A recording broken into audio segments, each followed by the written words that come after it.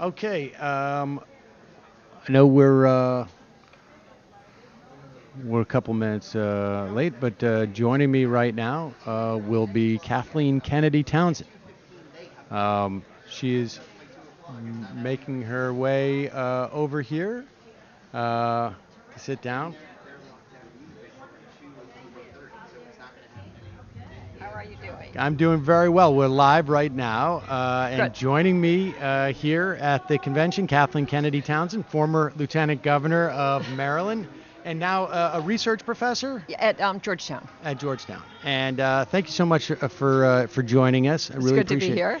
So you just had a really interesting piece in the New York Times that I was just reading Did earlier. you? Yeah, and it really it brought up a really interesting issue that I hadn't really contemplated that much about your aunt. When your aunt Eunice Kennedy Shriver Yes. passed away, people started asking, or maybe they had asked prior to this, why she had never run for president when three of her brothers did. I mean, and it you are the only female Kennedy, right, who Yes. has run for office. I am. What of that? Well, you know what just to tell your listeners what I wrote in the piece is that the United States is one of the few countries in the world in which we don't have a female archetype of power. You know, most countries have had queens, so they've seen queens that have been powerful. Do you need to? Other countries have had, and because America is a Judeo-Christian world, our God is male, whereas, you know, you think of India, they have 70 million gods, and half the gods are female. Because if we were a Catholic country, at least in Latin America, you have Queen Mary, you know, and you have all these saints where you have Joan of Arc. So at least you have these saints that you have powerful women. But we don't have, or our holidays are all sort of male-oriented. Martin Luther King, or the President's Day, or Memorial Day, or Veterans Day, which are traditional male. And Mother's Day is really not a powerful woman. Right. I mean, she's a wonderful woman, or even. So we don't see, if I've gone and spoken to so many audiences about women taking power seriously, and I ask women, and that's the title of my speech, and I ask women to close their eyes and think of somebody powerful, and 70% of the audience always think of a male. So we don't have a picture of a woman who's in power. It's just hard for us. So when I say, why didn't my aunt run for president, she probably didn't see herself as president, and nobody around her saw herself as president, because it's guys who became presidents, Right. not women. Right. And How and is it? I mean, and I say myself, people said, oh, you probably always thought of yourself running for office. I said, no, never occurred to me till the women's movement. You know, I went to Harvard. I didn't have a single woman teacher. Wow. You know, I was the class of 73, and they were all males. I applied for a government class, and I wasn't accepted. It was guys that got accepted to the government class. Interesting. I mean, that's pretty amazing. No, I that know. As a Kennedy, I know. you're not accepted Except to the government class. Yes. No, I know. So I'm just. I mean, this is not itty poo Kathleen, but it just is explaining that The context. that the context of 30 years ago, or this now 40 years ago, was so much that males are in charge. And so I give Hillary Clinton enormous credit for doing what she was able to do, what she's been able to do, and why it's so difficult, because she's being criticized as a woman on one hand, and then just as a regular candidate on the other, and how much she has to break through to create a whole new archetype. I mean, creating archetypes usually take, you know, the Iliad and the Odyssey to be, you know, they created archetypes, or the Bible creates archetypes. I mean, it's a huge mythological effort to do this, and she's having to do it in a generation. And and to a certain extent, I think like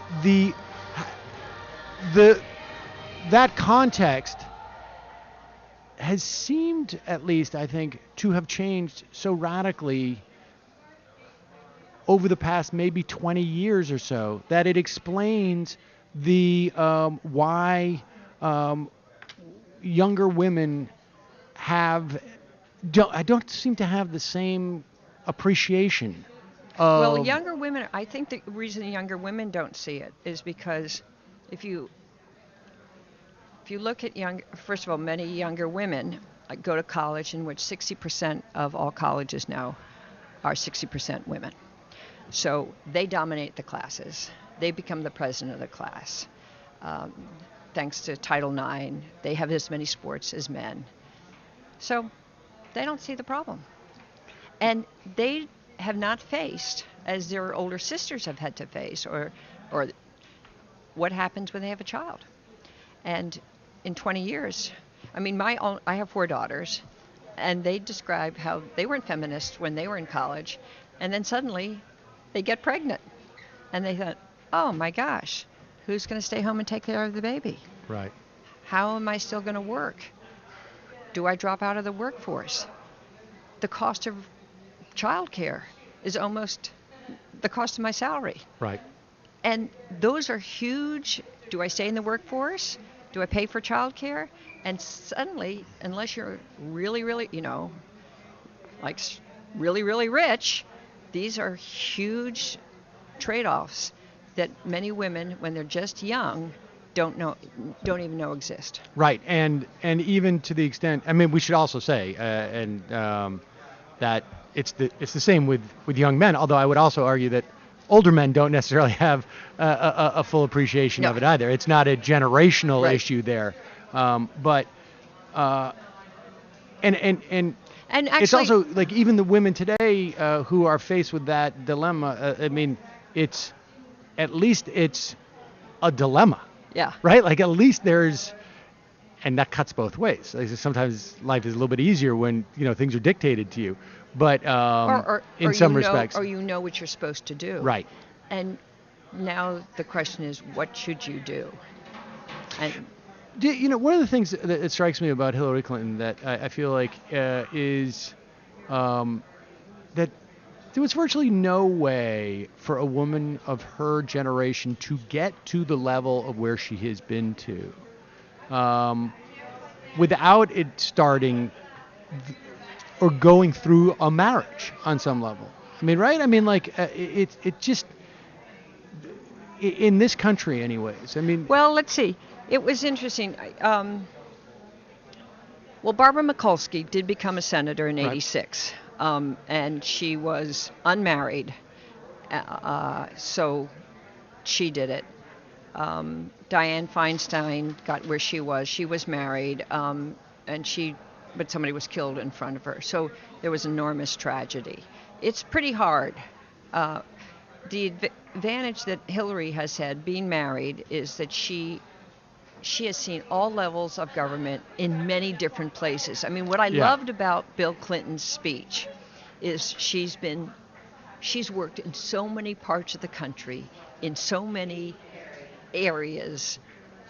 So she really knows this country, and as Secretary of State, she knows the world. I mean, it's really true. Who else has had that level? I think breadth of experience. Like it's stunning. George Herbert Walker Bush probably saw things from a couple of different angles before he was president, the CIA director. I guess I don't get the sense necessarily that he had the breadth of exposure to different types of people that Clinton has had, but at least in terms of the presidency itself.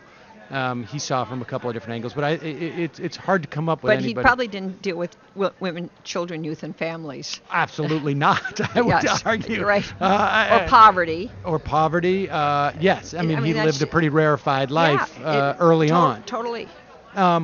So, give me your sense of, I mean, you look at the overall picture of how the convention is going. are you seeing things that like you wish were addressed, or when you anticipate like, okay, I imagine in your mind before the convention starts, you have a sense of like they've got to do A, they've got to do B, and they've got to do C. What was A, B, C, and have they accomplished that? Yeah, I think they did. I think last night they did a very good job of reaching out to the police. I think I knew that they were going to reach out to the police, the people who've been killed by police. But I think they also did a good job of saying the police too feel the same fear, and I thought that was very important to do. I thought that they also did a very good job last night to reach out to the military. Joe Biden, Tim Kaine, I thought did a very good job. The naval officer, the admiral, I thought he did a terrific job. So I thought it was very important to show that there are a lot of military chops on the Democratic side, which has traditionally been the Democratic weakness. But against Donald Trump, I thought that the foreign policy and the strength of the military is on our side. So I thought that was critically important. What I'm anxious to keep showing is that we've got, I think we've shown very well. We have diversity. We're doing well with women. We're doing well with diversity. I want to win, blue collar whites. I want to show that we're the party of people who are working with their hands, and we're going to make sure that they've got a good wage, a way up for themselves, and a place for their kids. That strikes me as we're seeing a lot of, it's very urgent to not elect Donald Trump. Yeah. I don't feel like we're seeing that much of like, here's a proactive reason to vote for Democrats, or here is an overarching ideological difference that we have with Republicans. That seems to be out the window. Do you think that's going to be problematic down the road? I mean, I understand the urgency of not electing Donald Trump, but, I'm not sure I buy the gulf between Donald Trump and Ted Cruz is that huge. But yeah, it was probably more anti-Trump. And I think that Hillary has so many policies, as you know. Right. So I think that we have to show that we're the party of opportunity, and that we are not just opportunity, we will make it happen. Indeed. Well, Kathleen Kennedy Townsend, professor at the Center for Retirement Initiatives at Georgetown University. Thank you so much for your time today. I really appreciate it. Great to be with you. Thank you. Take care. Hello, you. I'm Sam Seder. Looking for smart progressive talk that is occasionally amusing? Well, subscribe to our YouTube feed. Subscribe to our podcast. Like us on Facebook. And just generally enjoy us.